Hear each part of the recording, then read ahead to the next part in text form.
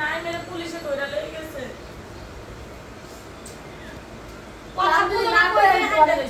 না কেন ডাইরেক্ট কইলো ওই কইছে কি নাইম আছে না নাইম ফাইনাল বাই নাইম না মেরে পুলিশে ধরে নিয়ে গেছে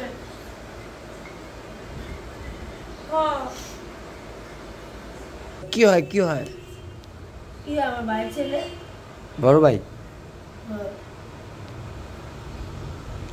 তো যাই হোক আমরা এখন হলো মেডিকেলে যাচ্ছি কারণ আমার সুমনের ছেলে একটু বিপদে পড়ছে আর বিপদটা তো শুনলে নেই এই আবার আমি বলি তো গাড়ি তো রাস্তায় বুঝতে পারবেন না কিনা সঠিক আমি জানি না তো আমার সুমনের ছেলে কী বিপদে পড়ছে তার শালি না যেটা সেটাও আমাদের আমি জানি না আমার সুমন তো মারা গেছে আরও অনেক আগে থেকেই তো তার শালি হলো আরেকজনের সাথে একটা পরকীয় কথা আসলে বলতেও লজ্জা করতেছে তো ওই ছেলের সাথে সম্পর্ক করার পর ঠিক আছে ওই ছেলে বিয়ে করবে না হয়তো অনেক টাকা পয়সা খাইছে এই হচ্ছে কারণ তো যে কারণে হোক উনি হলো ফাঁসি দিচ্ছে তো ফাঁসি দেওয়ার পরে হলো এই অনেক পুলিশ আর ওনার যে যার সাথে সম্পর্ক ছিল উনি হলো ফাঁসাইছে আমার সুমন্দির ছেলেকে তো সুমন্দির ছেলেকে ফাঁসাই দিলে হলো একটা স্টুডেন্ট এসএসসি পরীক্ষা দিবে এরকম একটা সময় তা পুলিশ আইছে দেখছে আর পুলিশ ওর থেকে সব কিছু সত্য জানতে চাইছে ও সত্যটাই করছে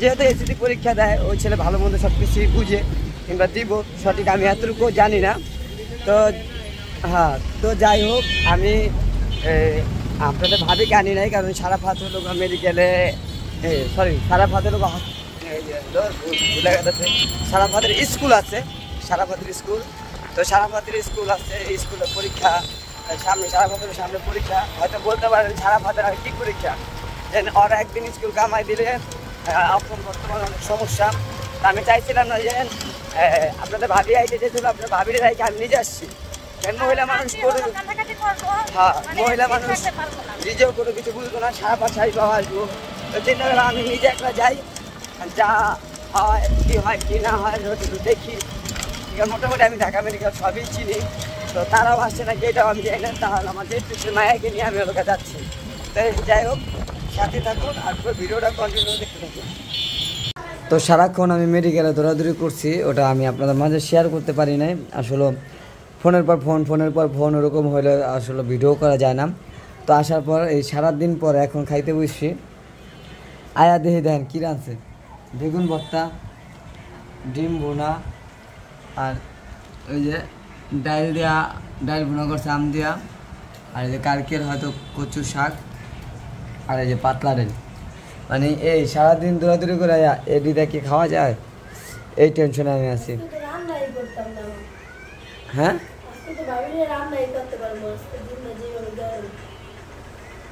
তো যাক আজকের দিন কীভাবে গেছে এটা গেছে আমার উপরে আপনাদের ভাবির উপরে জানে কিন্তু একটা টেনশনে ছিল সবাই মিললাম তো আমি হ্যাঁ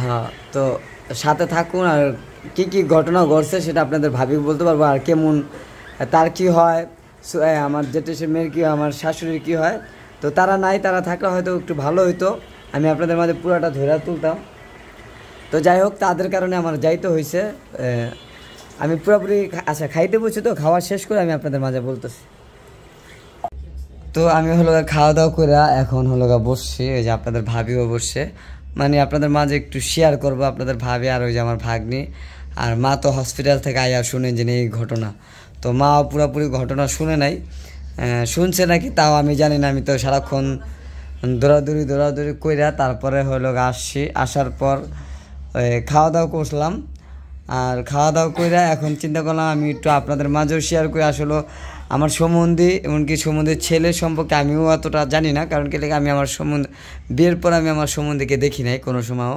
কখনোই দেখি নাই আর না দেখারও কারণ আছে আমার সম্বন্ধী আমার বিয়ের আচ্ছা বিয়ে আমার বিয়ের 1.5 বছর আগে মারা গেছে কারণ আমি আমার সম্বন্ধীরে দেখি নাই আর যাই হোক মানে ওখানে আমার শ্বশুর শাশুড়ি শ্বশুর তো নাই সরি মানে ওটা শ্বশুর শাশুড়ি বলতে হয় তো শাশুড়ি আর আমার জেট টেস্টের অবস্থা অনেক ভয়াবহ ছিল কিন্তু ওই সিনটা আমি আপনাদের মাঝে তো হলো আমি জানি না, তারপরে হলো আপনাদের ভাবি থেকে আমি যা জিজ্ঞেস করা এটা জিজ্ঞেস করি যে আচ্ছা ও কার কাছে থাকতো, কার কাছে পড়ালেখা করতো? প্রথমে থাকতো নানুর কাছেই। ভাইয়া যখন মারা গেল তখন ভাবি ওদেরকে নিয়ে চলে গেল। চিটাগাংয়ে থাকতো সবসময় ভাবি, পরে ভাইয়া যখন মারা গেছে আর কি তখন ওদেরকে নিয়ে চিটাগাংয়ে গেছে, ওর নানুর কাছেই থাকতো। তো যখন একটু বড় হইলো আর কি, প্রায় বড় কি ভালো বড় হয়েছে 2-3 বছর আগে, ভাবি হঠাৎ করে বলতেছে যে বাইরে যাবে।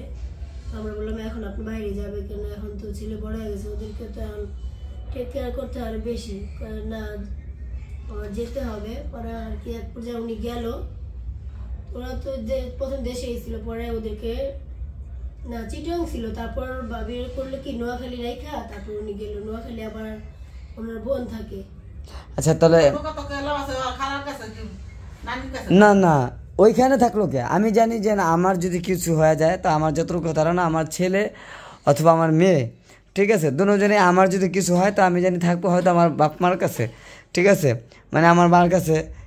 আমার মা যতদিন থাকবো ততদিন আমার মায়ের কাছে থাকবো, আমার বউ সহ, এটা আমি নিজের থেকে জানি। না ওটা ফ্যামিলিগত জোর থাকা লাগে, এটা বললে হয় না যে থাকবে, সব ফ্যামিলিতে এটা হয় না। মেয়েদের কাছে ভাই মরে গেছে, ওনার বাপ ছিল না, ওনার মায়ের বুড়া মানুষ কি করবে, এই জায়গা বউ থাকে না, কথা হইলো বউ কি থাকে না, স্বামী নাই, পোলাপান নিয়ে গেছে গা বাপের বাড়িতে, না আমার বাপের বাড়িতে গেছে, গার্মেন্টসে কাম করছে, পোলাপান বড় করছে, কোনো 13-14 বছর হয়েছে কোনো পোলাপানের, হয়তো বড় পোলার 14-15 বছর, ওই ছোট পোলার 12-13 বছর, মানে আমি বলবো আমার এই সৌমন্দির ছেলেদেরকে কি করবো, আবার বউর আইডিয়াটা তো আমি কইতে পারি। না না এই জায়গায় কথা হয়ে গেছে বোনের কাছে, হয়ে গেছে বাহিরে, বোনের জামাই, বোনের আবার 2-3 পোলাপান, 2 না তখন ছিল না, তখন দেশে ছিল, দেশে তো ডাকাইছে না, দেশে এক বছর অগরে হয়েছে কি আমরা আমার আম্মু রাখতে চাইলে এখন আমার মামি আর কি ওনার ছেলেদেরকে আমাদের কাছে আর কি সেফ মনে করে না, এর জন্য হচ্ছে যে আমার বোন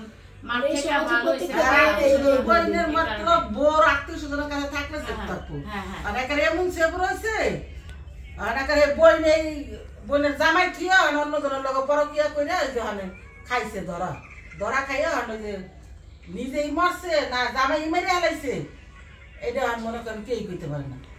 মাইরা মরে গেছে, এরপর দুজন 2 ঘরে থাকে, খালা বাইকনা, খালা থাকে এক ঘরে আর বাইকনা থাকে আরেক ঘরে, একই ফ্ল্যাটে 2 রুমে। ওই জামাই আইয়া যার লগে পরকিয়া করে আর জামাই আইয়া আর মাইরে হালাইছে, মাইরে আসে ডাক দিছে তোমার খালা দেওয়া আয়া কেমন করতেছে, আয়া দেয় খালায় মরে গেছে, আর হাসপাতালে নিয়েছে যে পোস্টমর্টম করে উঠে যখন দেশে পড়াইছে। আর সিসি ক্যামেরা আসলে দেখো ওনার বাড়ি বাড়ি আমার বাচ্চা গেছে, ফাঁসাই দিয়েছিল তার বাইস্তারে, মানে আমার সম্বন্ধে ছেলেকে ফাঁসাইছিল, আমি তো যাই দৌড়াদৌড়ি করছি, কিন্তু মা এত কাহিনী কার থেকে শুনছে?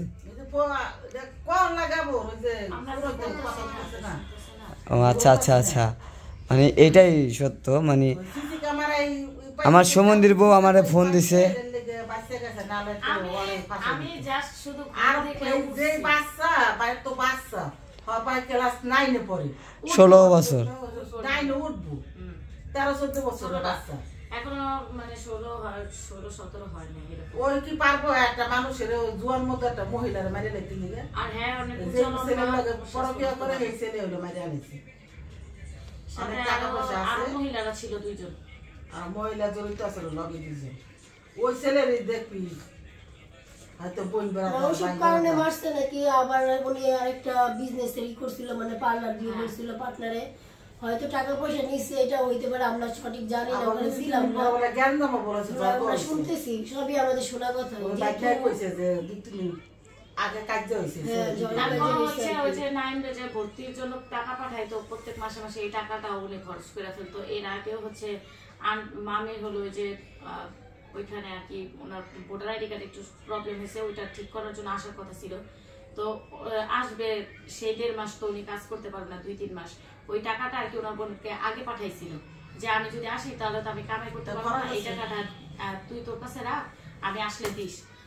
ওনার অ্যাকাউন্টে পাঠাইছে, তো উনি ওই টাকাটা পুরো মানে শেষ করে ফেলছে।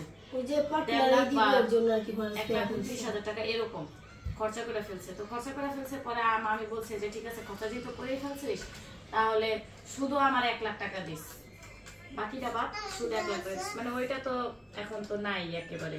এর মধ্যে যে ওই যে আমার ভাইরে যে ভর্তি করার জন্য টাকা পাঠাইতো ওইটাও শেষ করতো। আচ্ছা ভর্তি মূর্তি এটা হলো পরে না তোমার, আমি চিন্তা করছি যেটা তোমার মা কি চাইছিল তোমার ভাইকে? আমার মা বলছিল দুজনের মাই বলছে এটা না বলে কেডা যে আমার নাতি আমার ভাই বেড়া যদি আমার কাছে রাখতে পারি, পরে যখন পর না মামুর বাড়ি পরের বাড়ি। না না না এটাই আমি জানতে চাইতেছি। আমি তো যত নানা নানি হোক দাদা দাদি যত গরিবই হোক আমার নাইনাজপুর কি আমি দিনবারে যদি একসঙ্গে খাই আমার নাইনাজপুর চাইবো আমি না না এটা তো পোলাপান আমার নাইনাজপুর আমার কাছে থাকবো, আমি হলো ভিক্ষা করে লোক আমি খাওয়াবো। এটা সবার ক্ষেত্রে হয় না। আমার মা আমার মামারা পালছে না, আমার তো আব্বু মারা গেছে যখন আমার 2 বছর বয়স তখন। তো ওইখান থেকে আমার মামা আমাদের নিয়ে আসছে, মামাদের কাছে আমরা বড় হয়েছি। তার মামারা বিয়ে পর্যন্ত করে নাই আমাদের জন্য, যখন ওনারা প্রাপ্ত বয়স হয়েছে বিয়ে করে না, অনেক বছর পরে বিয়ে করছে যে আমার বাগ্নিদের কষ্ট হবে। তাহলে এটা তো আমাদের ফ্যামিলিতে হতো হইছে। যেমন ধরেন আমার বাবা মারা গেছে আমার যখন 6 মাস ছিল তখন আমার বাবা মারা গেছে। আমাদের ফ্যামিলিতে ওরা আছে জন্য আমাদের মামারাই বেশি। তারপরে আমার বড় বোন তখন ছিল 2 বছরের, আমি ছিলাম 6 মাসের, তখন আমার বাবা মারা গেছে। আমার মামা মানে এই যেই ভাইয়ের কথা বলছে আমার একটাই মামা, এই ভাইয়ের আব্বু আমার মামা মারা গেছে। তো সে তখন ছিল, সে সাথে সাথে দেশে গেছে রাত্রে 2টা-3টা বাজে, পরের দিন সকালবেলা আবার দেখে তারপর চলে আসছে। বলছে আমি আমার বোনের এই সাদা কাপড় আমি দেখতে পারবো না, মা তুমি বোন আর হচ্ছে আমার বোনের মেয়েদেরকে নিয়ে আসবে, আমি এই 2টা মেয়েরে পালবো। আমার মামা বাচ্চা থাকতে মানে আমাদের অনেক যত্ন করছে, অনেক আদর করছে, মানে জামা কাপড় জুতা যা লাগে এভরিথিং আমার মামা দিছে। হ্যাঁ আমার মা খরচ করে নাই এমন না, সেও করছে, কিন্তু আমি বলতে চাচ্ছি কোনটা যে আমার মা খালারা আমার মামা আমার নানু আমাদেরকে অনেক আদর করছে, অনেক পালছে। মানে উনাদের আমাদের জীবনে এই যে এত দূর আসা এটাতে সম্পূর্ণ উনাদের সফলতা, মানে উনাদের জন্য আর কি আমরা এত দূর আসছি। আর না হলে হচ্ছে আমার দাদা নাই দাদি নাই, তারপর হচ্ছে আমার একটাই ফুপ্পি, তো সেই ফুপ্পি বাড়িতে থাকে আমাদের বাড়িতে, তারও 2টা মেয়ে, তারও হাজবেন্ড নাই, ওদেরও সেম আমাদের মতনই জীবন কাহিনী, ওর বাবা মারা গেছে ছোট থাকতে।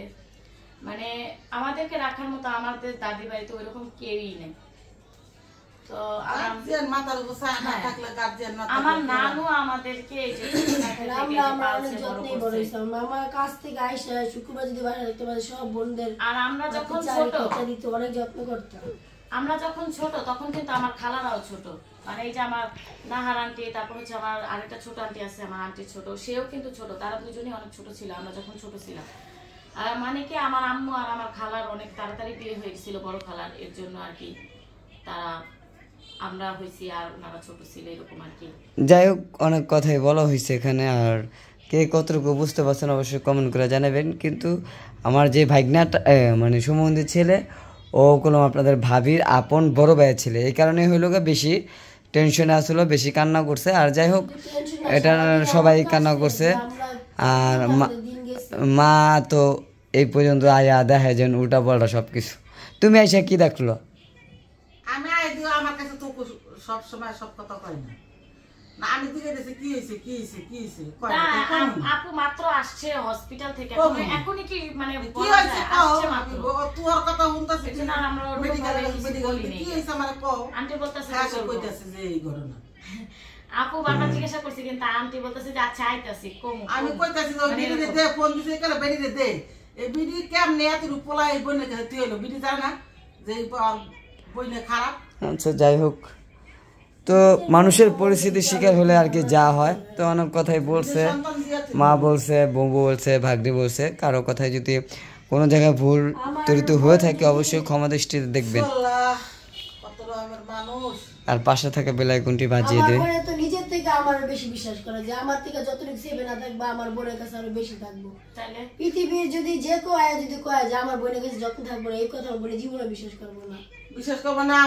তোমার ভালো মন্দের খবর তোমার বোনে জানে, ওই বিড়ি কি জানে না ভালো মন্দের খবর? তো প্রত্যেকটা বোনই তার বোনের ভালো জানে, কিন্তু সবাই যে বিশ্বাস রাখতে পারে না, এটা হচ্ছে যার যার ব্যর্থতা। ওইটা ও আগে ভালো ছিল, কিন্তু এখন এই যে পরিস্থিতি। কথা হলো কি আপু, যে ভালো সে তো সবাই ভালোই মনে করে, এটাই হচ্ছে কথা। এখন আমার মামি তো সহজ সরল, তার স্বামী মারা গেছে এত বছর আগে, বাচ্চা দুটা ছোট, সে তো বিয়ে করতে পারতো, সে করে নাই। চাকরি বাকরি করছে, সন্তানদেরকে দেখছে, সে ভাবছে যে তার বোনও হয়তো বা ভালো। আচ্ছা যাই হোক, অনেকে অনেক কথা বলতেছে, এটা শুনলে এই কথা অনেকক্ষণ শেষ হইব না। তো মোটামুটি আমরা বুঝতে পারছি যে যে জায়গায় হয়েছে। যাই হোক, আল্লাহ ওরা বাঁচাইছে, এটাই হলো সব কথার এক কথা। এতটুকু বয়সে ও যেন থানায় যাইব, এটা কেরোদিন হ্যাঁ ও যেন থানায় যাইব, আর 9-এর একটা ছেলে যে এতটুকু বয়সে জেল খাটবে, এটা তো কোনোদিন হয় না, আর এটা কেউ মাইনে নিতে পারে না। তো যাই হোক, সাংবাদিক মামাদিক অনেক কিছু আইছে, আমি চাইলে আপনাদের মাঝে শেয়ার করতে পারতাম, কিন্তু আসলে করি নাই। চিন্তা করলাম এই মুভমেন্টে এডিট করার আসলে উচিত হইব না, এই কারণে আমি করি নাই। তো অনেক কথাই বলছি, তো আমার নিজের ফেস দেখাইতেছি না, আসলে আমি পিছিয়ে থেকে কথা বলতেছি, আমি একটু মানে শরীরের অবস্থা খারাপ এই কারণে। তো যাই হোক, অনেক কথাই বলা হয়ে গেছে। যদি ভালো থাকে, সবাই ভালো থাকবেন, সুস্থ থাকবেন, সুন্দর থাকবেন। তো আমরা হলো আজকে আপনাদের মাঝে থেকে বিদায় নিচ্ছি। তো সবাই আল্লাহ হাফেজ।